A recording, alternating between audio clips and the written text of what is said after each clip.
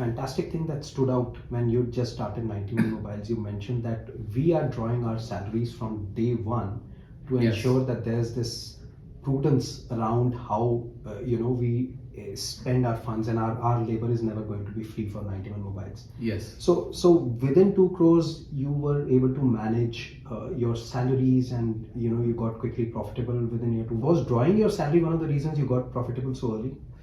Yes, possibly. I think it's an interesting point you bring up, and I think that's one big mistake that a lot of people make. Yeah. Because there are conflicting messages when you do when you start up something, right? Yeah. On the one side, you know that without persistence, you're not going to get anywhere. Yeah. Right. And then on the other hand, if something is not working out, and you spend 5, 7, 8, 10 years of your life doing it, I mean, that's potentially the definition of foolishness. So how do you come out of the other side? Yeah. And this had been on my mind because I had seen people do this.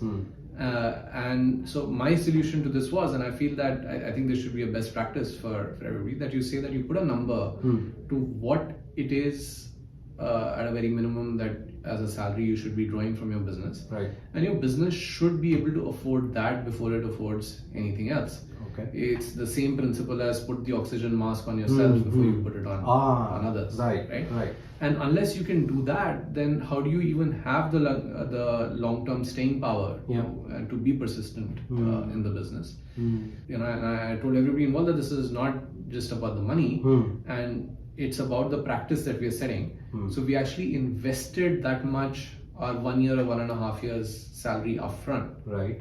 And said that, so I'm just taking back the money that I put in, but this should continue. Yeah. And the business by that point should be able to afford it basis the revenues. Yeah. So I guess you end up doing what you focus on doing. So we were able to grow revenues enough that even with a small amount of funding, we were able to make our salaries and our payroll and hire